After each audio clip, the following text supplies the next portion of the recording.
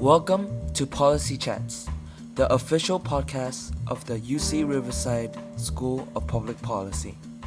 I'm your host, Dori Pham. Join me and my fellow public policy classmates as we explore potential policy solutions for today's most pressing societal challenges. Welcome back to Policy Chats. Today we are honored to be joined by Colonel Dave Gunty, commander of the 163rd Maintenance Group. As a group commander, Colonel Gunty oversees over 205 personnel and directs aircraft and equipment maintenance efforts across 2 squadrons, 1 flight, and group staff that maintains MQ-9A Reaper aircraft. Over the course of his career, Colonel Gunty has served various positions to support missions both in the U.S. and overseas, bringing experience in operational readiness and leadership to the Air Force.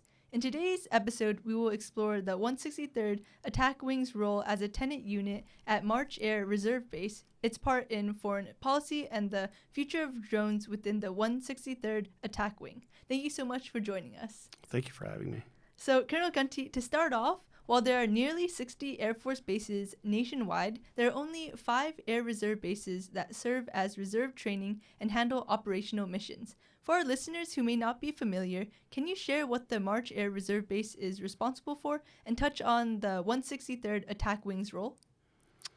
Yeah, that's a great question. Thanks for asking. And again, thanks for having me. The 163rd Attack Wing we're a tenant unit of the 452nd Air Mobility Wing, which is the host unit at March Air Reserve Base. And our mission in the 163rd is to generate global combat air power, defend the homeland, and provide support to civil authorities. The 163rd operates the MQ-9 Reaper, like you said. It's a remotely piloted aircraft. That's the word we use. We use a remotely piloted. We call it the D word. We don't use the D word. But it's a remotely piloted aircraft. It's piloted. It's not. There's always a human being that's in control. And our crews fly from cockpits here at March, here at home, with aircraft all over the world. Like I was saying before we started, they sit in a room not unlike this and operate aircraft all over the world.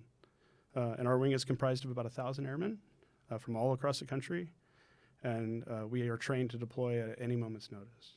And we have 3 federal missions. That's what we do. We fly the MQ-9 worldwide, to support combat operations wherever we're needed. We're training the next generation of MQ-9 pilots and sensor operators at the formal training unit with our active duty Air Force counterparts. Like I said before, that we do have an Air Force RegAF component, regular Air Force component, that's attached to our unit as well. And then we operate and maintain a regional training site, which is a really cool special training site that we have there at March, where over 1,000 service members are trained annually on any number of missions, and that's a really cool mission that we're proud of too. There's fewer than 5 of those across the country. And then we also have the HAP Arnold Innovation Center, which is something that's unique to our unit, which is the hub for modernizing our force to meet tomorrow's demands. So they're really focused on innovation, and that's something that's really important to our unit and to our state and to the Air Force at large. We answer to, like I had mentioned before, we answer to the Governor of California and the Adjutant General, Major General Matthew Beavers. We support communities at any time we are needed. Most certainly, so we help staff food banks. Last year, we provided logistical support during the Eaton and Palisades fires, and we were the first unit to use a remotely piloted aircraft. That back then it was the MQ-1 during the 2013 RIM fire. That provided real-time land imagery and thermal mapping for ground crews. Like I said, that's back in the old days. They used to have to fly a Cessna up, over an incident, over a fire. Cessna would land. They'd go print the pictures. They'd put the pictures on the wall. That whole process took 24 hours at least. And with that technology that we were able to bring, over 13 years ago now, the incident commander's able to get real-time imagery of that fire, and that helps save lives and helps contain the fire and just get after it a lot quicker. And then we also support California's Counter-Drug Task Force, and we partner with our community organizations like the California Military Institute and the Sunburst Academy. So that's a huge initiative that we have across in the California Air National Guard as well, as we're really involved with community at large, but we really get focused on the educational piece as well. Yeah, thank you for giving us an overview of what your wing does and its mission. So, given your experience in like being a policy practitioner, and you know, the U.S. often has used its drones, in specific in Air Force. RPAs. Yeah. I'm just kidding. So sorry. That's okay. I'm just kidding. Yeah. RBAs as like a strategic tool in foreign policy. So, from your perspective, what is the role of the 163rd Attack Wing on foreign policy? As you know, your website states how the missions include the operations include in operations like Operations Iraqi Freedom and Enduring Freedom in Afghanistan. Yep. So foreign policy is not my area of expertise, but what I think what the audience will probably appreciate the most and what's most important to them is to know is that the 163rd Attack Wing is comprised of airmen who are ready to execute the mission wherever we're needed. Day in and day out, our airmen deploy worldwide to partner with our international teammates and train shoulder to shoulder for democracy. Just last year, we deployed MQ-9 crew to South Korea to exchange information about our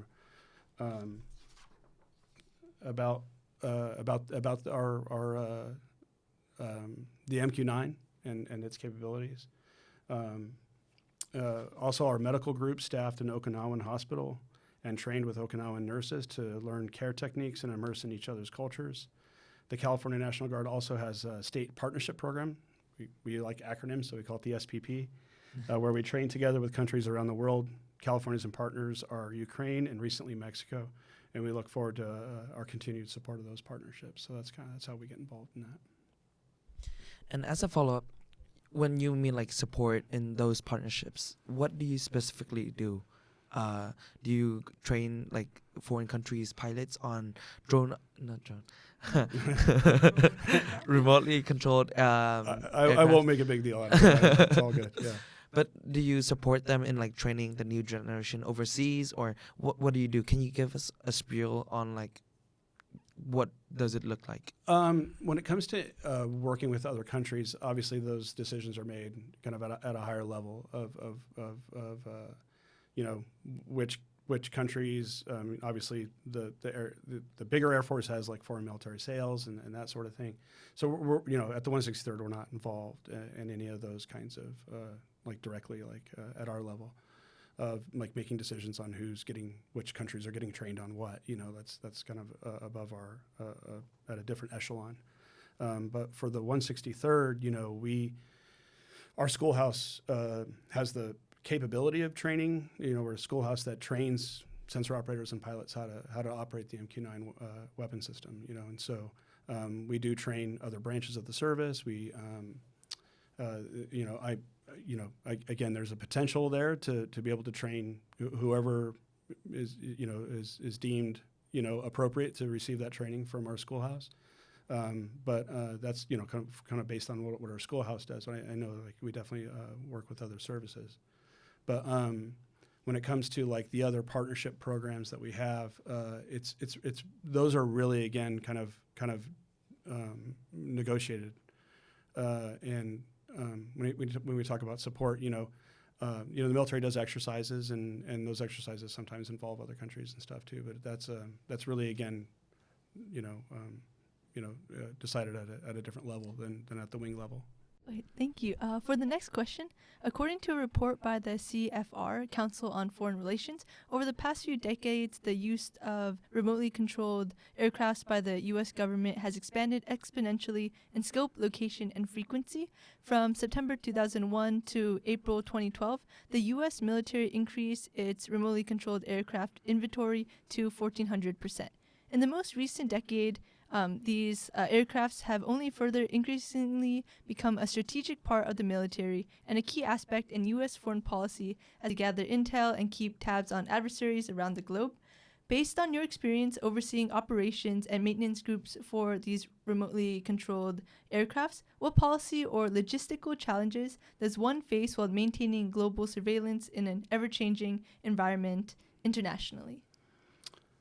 So yeah, our like I've said before, our mission is to defend the homeland, and the MQ-9 is one of the most agile platforms in the Air Force's inventory. It really is.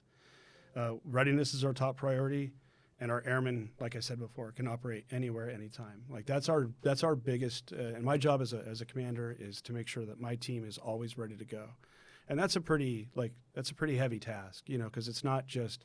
We definitely believe in the whole airman concept. It's making sure that our folks are in the right headspace, that their families are taken care of, that they are ready medically, that they're ready, that they're with their AFSC training, that they're ready with any of the additional training that you might need to have. And so, that's our number one priority, is to make sure that our airmen are ready to go anywhere, anytime, and they are. And that's our job as commanders, to make sure that they have everything they need to be successful. One cool part about, one thing I think that's important to emphasize is the MQ-9 does have the smallest footprint with the biggest return on investment.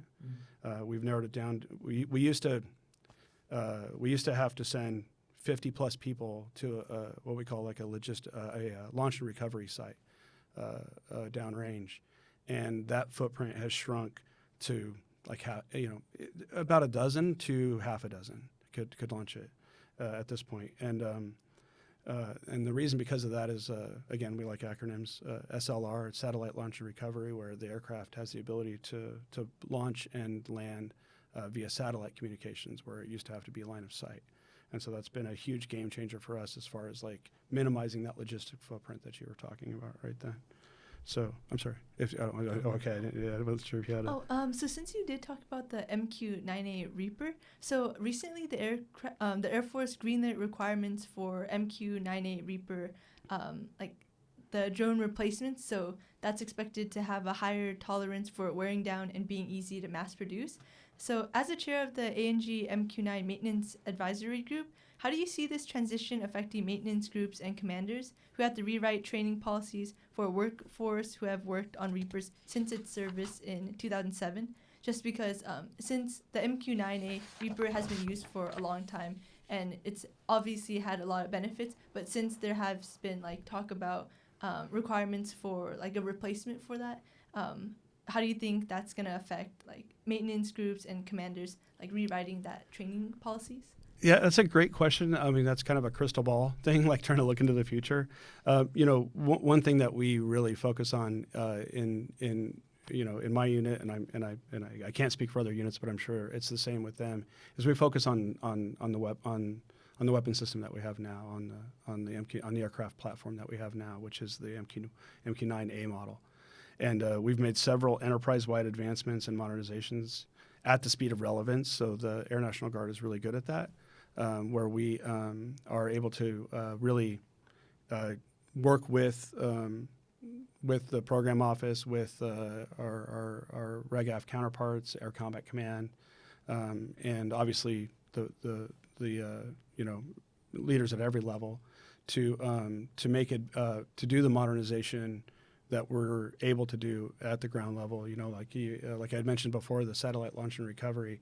Our unit was on this was kind of helped spearheading that effort to, because in the military, as we all know, like there's very specific rules and guidance on how we do absolutely everything. In maintenance, we call them technical orders, or TOs, and so we helped write the policy on how to actually operate with that new technology. Our team was a huge at the 163rd was a huge part of codifying the right way to do that, and so we're proud of that. That's something we're really big on partnerships.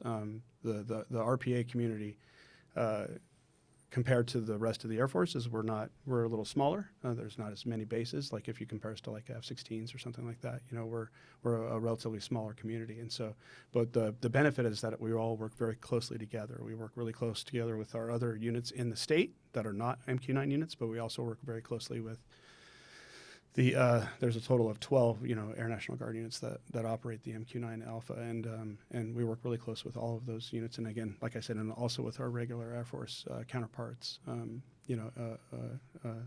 across the country and across the world. So some of the things that we've been able to do as far as advancements is GrizzlyNet, which is basically, I had mentioned it again a little bit before, where we where we were able to get that video feed to like an incident commander, and we were able to our team was able to help get the feed from the aircraft to an incident commander in a secure way, but that's also in a way that that where they're able to use it. So it's secure, and it's also they have the ability to get that feed real time, and we call that GrizzlyNet. And it's a little bit more expansive than that, and it's you start getting really technical, and that's again a little bit out of my area of expertise, but like those are kind of some of the that's an early advancement that we did. Again, I spoke about the satellite launch and recovery and how our team helped implement that and also codify it so that we actually have the right checklists to use whenever we're doing that. Not just like in a, beyond, when it went from kind of test to, when it was fielded, we helped implement that fielding. And then,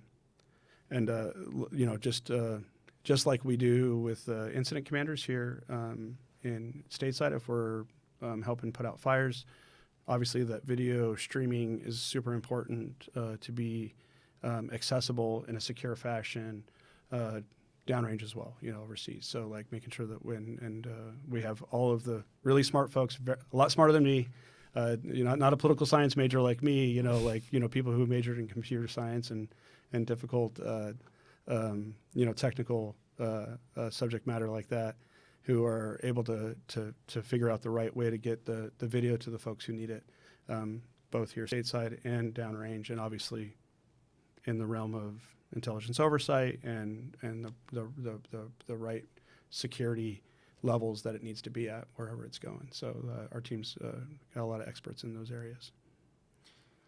Yeah, it's super interesting. You mentioned like the new technology, the SLR. Satellite launch and recovery. Yeah. I know. I'm not. I'll steer away from acronyms as much as I can. So the SLRs, they're obviously huge for the Reapers. Can you tell us a bit more on, like, out of curiosity? So the SLR can like a remote pilot land a Reaper, like not in the, like, for example, if you launch in March Air Force Base, do you have to land in March Air Force Base, or can you land elsewhere? The airplane can take off from one runway and land at another one, if that's your question. Yeah, it can. Okay. Yeah, absolutely. Yeah, just like a manned aircraft. Yeah, so it can take off from any airport. Obviously there's rules, and there's FAA, and there's lots of rules that go along with that. But as far as capability goes, and that has less to do with the SLR. The SLR is really the difference between SLR, satellite launch and recovery. Again, get away from the acronyms. Is that the aircraft is being communicated. So obviously the aircraft has big antennas on it. That's how it's able to communicate, and the antenna that it's using is through a satellite communication network. So the airplane's flying, and it's getting its signals from a satellite, and that communication signal was provided by somebody in a ground control station on the ground. The satellite beams up to the satellite.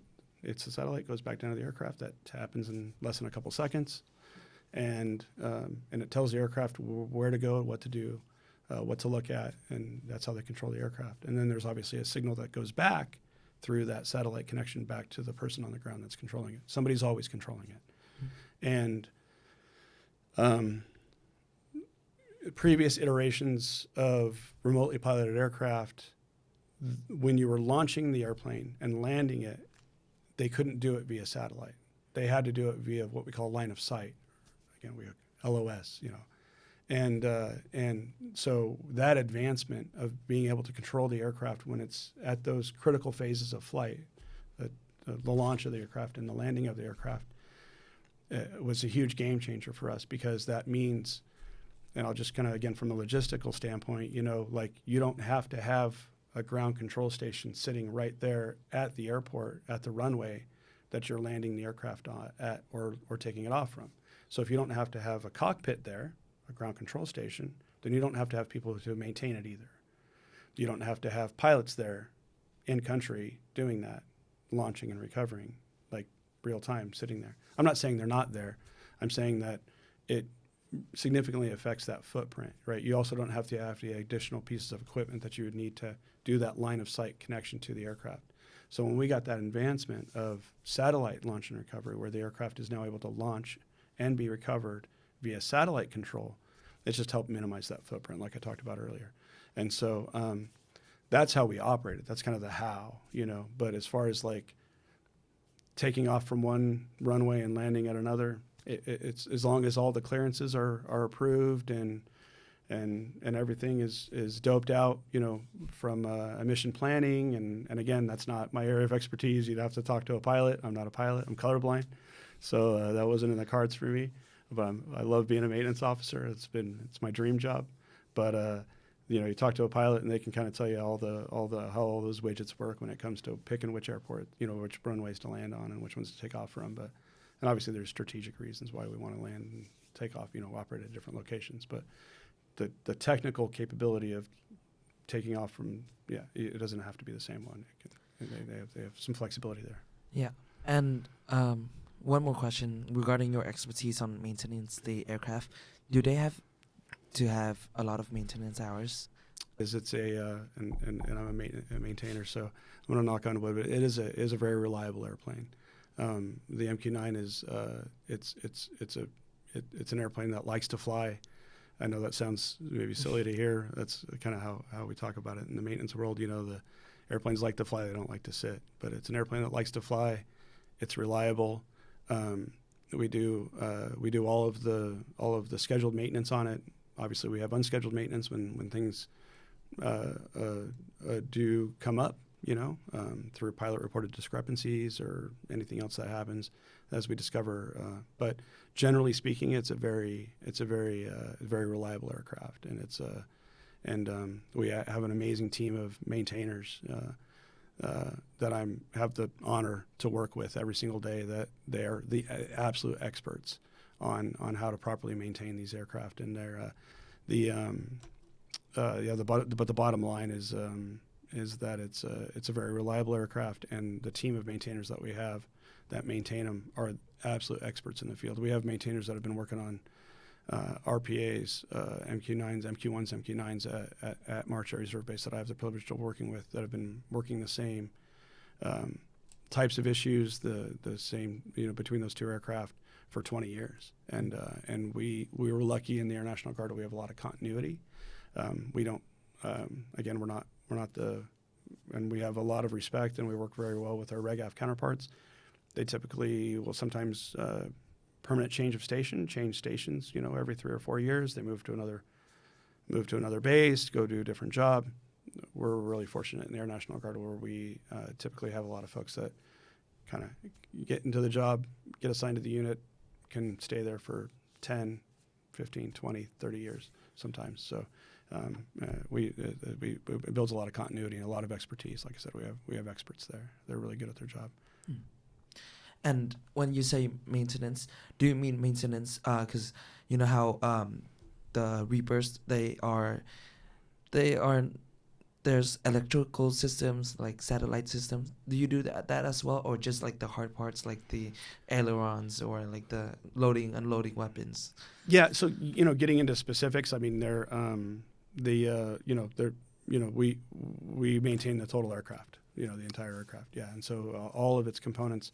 The way that maintenance works is there's maintenance that's done at the field level, or what we call O-level maintenance, operational level maintenance, and then we have maintenance that's done at the depot level. And so that's what's considered depot level maintenance. And so so we obviously at March we do operational level maintenance. And so but that really is most of the maintenance that we're doing, you know, kind of on a day-to-day, week-to-week, month-to-month, year-to-year basis. So it's rare that an airplane would have to be shipped off somewhere else to get, you know, some kind of a maintenance action done.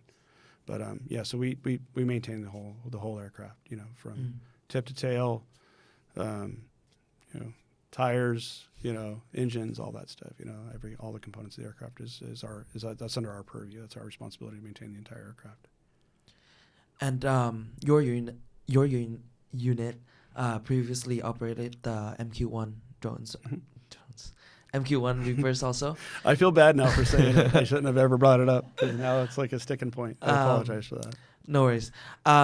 You previously operated the MQ-1 and now you operate the MQ-9A. Mm-hmm. What's the main difference between the two? The size is the main difference. I mean, it's just the MQ-9 is significantly larger. And it's more robust platform. It's aircraft. It doesn't have an MQ-1 has a recip engine, like a 4-cylinder, like a internal combustion engine, like you have in your car, or a Sea-Doo or something like that, and the MQ-9 has a Honeywell jet. It's a turboprop engine, so it's an actual jet engine, and so those are kind of the main differences. It's just the size. It's more robust. The MQ-9's again got a turboprop jet engine in it. It has more hard points. It has a bigger payload. They run on different fuel. The MQ-9 runs on basically like Jet A, like standard aircraft aviation fuel, and the MQ-1 ran on 100 low lead avgas, which is like again kind of a higher octane version of what you put in your vehicle. So that really helps too, from a logistics standpoint too, as far as like getting fuel wherever you need it. Oh, okay. For the next question, so many platforms have incorporated AI to power their aircraft, like Boeing's MQ-28 Ghostbat, which uses smart human-machine technology to fly unmanned. How do you see AI being further implemented in the 163rd Attack Wing, since there are remotely controlled aircrafts being used, and just like how do you foresee it like changing in the future? So at the 163rd, we're committed to developing and implementing cutting-edge technologies, like I've already talked about, and strategies to ensure our relevance in today's Air Force and today's national defense environment, and success in every domain that we fight in. And the 163rd just celebrated a decade of innovation at the Hap Arnold Innovation Center, like I mentioned before, which started in 2015. We also partnered with Headquarters Air Force to build a physical space to innovate solutions to problems that we face in our federal and in our domestic operations, and that's what that HIAC does. So they help get after those kinds of kind of what's new, what's coming, what's on the horizon. So the HIAC is a great, it's an awesome center, and it's a great resource that we have, and they do great work. Like I mentioned before, we talked about GrizzlyNet, the ability to push video where we need to, whether it's incident commanders or folks downrange. We've also, and that was back in 2016, whenever 10 years ago that we started that. I mentioned it a little bit before too, but they did implement use of artificial intelligence to help map fires, which is huge. Instead of having to do the very meticulous time, again, you'd have to talk to a pilot to get the specifics on it, but how to plot and map a fire, the fire line. We've incorporated technology, including AI, to help aid in that process, to make that process move faster, so that we can again save more lives, protect more property, and put the fire out as quick as possible. And then we also have our cyber teams that participate in exercises to protect not only our military networks but our community networks as well. And so we have folks that work in different parts of the wing and different parts of the state and across the country that are part of that cyber team that really gets after protecting our network, so that we make sure that we're able to do what we need to do to protect our country. Yeah, thank you so much. So your daily mission is to maintain the aircraft, make sure it is operational everywhere and anywhere in the world. And recently, the U.S. foreign policy has been focusing on managing instability in the Middle East, competition with powers with other countries like China, and strengthening alliances abroad. How does current U.S. foreign policy priorities affect priorities in training and daily missions at the 163rd Attack Wing? Like I've mentioned before, readiness is our number one priority. And again, I'm a group commander. I was a squadron commander before that. I was even a flight commander before that. And so as a commander, my number one job is readiness, is making sure that our folks are ready in every way. And again, it's the whole person concept. It's every aspect of their lives. And I take that responsibility very seriously. I do personally, and so does every other leader that we have on our team, making sure that they've got all of the training that they need. It's not just getting them out the door, but it's also anticipating the needs of tomorrow's Air Force too. And part of the way that we do that is it's all those things we do, right? I actually mentioned it before, like our making sure that our folks have all their medical readiness done, that they have all their training done, their job-specific training is obviously very important, that they're able to go perform their duties that they're being asked to do whenever they are deployed to downrange or even here home station when it comes to training our students here at March. We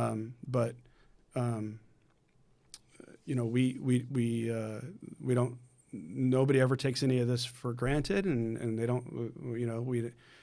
It's not like, hey, we promise everybody's ready. We have a lot of codified and official ways of making sure that our unit stays ready. And one of those is through what's called a combat readiness inspection. We just did one back in March, and that's where we get folks come in from outside. They take a look at how we do our job. We essentially kind of go through all the machinations of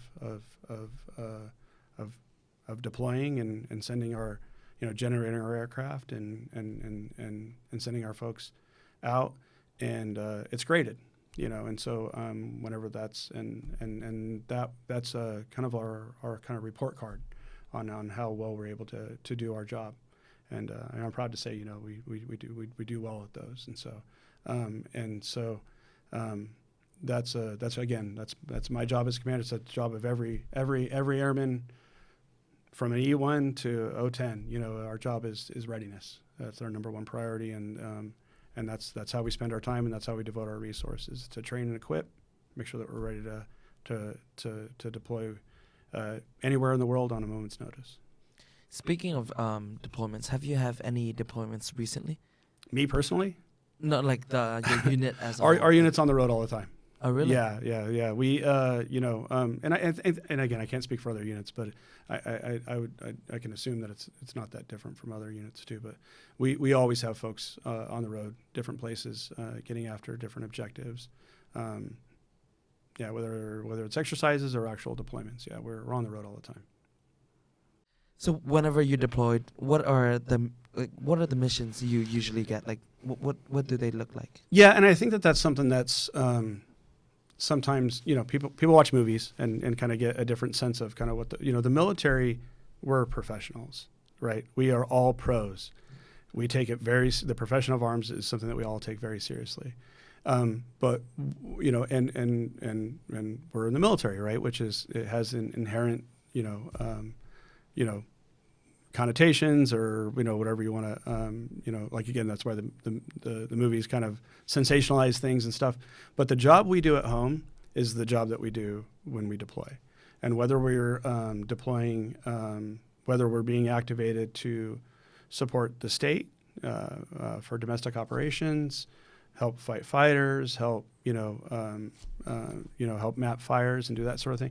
We're launching aircraft the same way all the time, whether it's for a training sortie, a training flight, launching a sortie in support of domestic operations, or launching a sortie overseas for in support of our Title X, federal combat mission. And so our job is the same no matter where we go, we it's not like you're an aircraft maintainer when you're at home, and then whenever you go overseas, you go do some completely different job. If you're an aircraft maintainer, that's your job in the Air Force, and whether you're deployed or home station, you do that same job. And so that's really good. Like I said, we're pros, we're professionals, and we're dedicated to doing it the best job that we possibly can in anywhere in the world. Yeah. Thank you for your insight. Hearing all this, you have so many different responsibilities, and I was wondering, what are the greatest lessons you learned as a group commander, being like maintenance for the aircraft, and also all your other responsibilities in general? You say lessons learned? Yeah. Okay, so, I'm a leader, right? And so, and I say that I wear that badge proudly. I'm proud to be a leader, and I work with an amazing team of leaders, and you don't have to be a senior officer to be a leader. You don't have to be a senior enlisted member like a senior master sergeant or a chief master sergeant to be a leader. You can be a leader as a junior ranking airman, leading is taking care of folks, and it's getting after the mission. It's those two things. And so when I answer your question, I'm going to answer it from the perspective, not so much in maintenance specifically, but in my role as a leader. And one of the biggest lessons I learned is that is that it's not that important to always be right when you're talking to people. You need to meet people where they're at, and you need to be approachable. You need to be genuine, and really what leadership, and it's setting your ego aside. There's this kind of idea that in the military that you just bark orders and people just do what they're told. And if you're high ranking and you tell people to do stuff, they'll just do it. No, there's elements of that are true, right? I mean, but in reality, we're all human beings, and we lead. And the way to lead is we're dealing with human beings, and it's nuanced. And so leadership is an art, and it's something that you do get, I think, better at with practice and with experience. And one thing that I've really learned is, number one, is you treat people with respect. You treat people with respect and dignity, and you be genuine. And I'm repeating myself a little bit, but like really what it comes down to is get to know your team, find out what they need, give them what they need, and then kind of get out of the way and let them do their jobs. And so you take ego out of the way, you take being right all the time out of the way, you take being argumentative or trying to prove a point. None of that stuff really matters. There's times where you have to lay down the law and hold folks accountable and say, no, this is the standard, we're going to meet it. And you can do that, but you can do that in such a way where you get buy-in, and that you get to know your folks, and that you know where you get to meet them where they're at. And I think that really, that's one big lesson that I have learned over the years, is really just, I say it's an art, but it's also not complicated, right? You treat people with respect, you be genuine, you hold people you hold people accountable, you keep your standards high, and you're very clear with folks on what your expectations are, and then you follow up, but just establishing that human connection, that professional relationship, is kind of first and foremost. And once you've done that, and you do that by treating people with respect, by being authentic, because then that builds trust. When you have trust, you have communication. And when you have communication, then you can be effective. Because if you have a team, it doesn't matter how much you know, but if your team doesn't trust you enough to communicate with you, then you're going to miss stuff as a leader. And so I think that those are kind of, I know I kind of gave a lot of different things, but really that boils down to is treating folks with respect and being genuine and communicating. Wow, you sound like a great boss. No, I don't know about that. That's for others to judge. That's not for me to judge. But kind of one of the last questions on the podcast today. You, before the recording, you mentioned that you travel a lot. You've been to like a lot of countries and a lot of states in the U.S. So I was kind of curious, was that as a maintenance commander where you travel in those in that capacity, or like was there like a reason? Oh no, that's a fair question. Yeah, I mean, so I've been in the military for quite some time, and I've been really lucky to I'm prior enlisted, so I was enlisted member of the Air Force before I commissioned, and so no, I've had opportunities to travel and to. I mean, it's not the travel is kind of a nice byproduct. We all have a job to do, so you go places to go get a job done, and then when you go to those places, it's you hope you can enjoy it as much as you can, and appreciate the culture and be respectful. And that's one thing that we tell a lot of our team that we tell our team all the time is, when you travel to other places, whether it's another state, even if it's another city, your behavior, the way that you present yourself is super important. You are a representative of not just the 163rd Attack Wing, and not just the United States or the California Air National Guard or the United States Air Force. You're a representative of our country, and you have to hold yourself to a very high standard and treat people with respect and conduct yourself accordingly. Again, because I've been in for a while, I've been able to have the opportunity to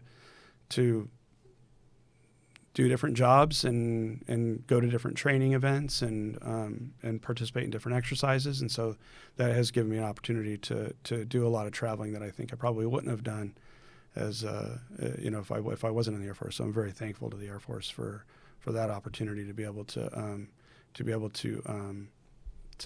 kind of expand my horizons and to have a better understanding of how the world works. I'm very grateful for that. Thank you. Yeah, I think it's so important to just see how the world works and also just treating everyone with respect. So that is all the time we have for the podcast today. So thank you so much for coming on Policy Chats to share your experience as a group commander, as well as information about the 163rd Attack Wing.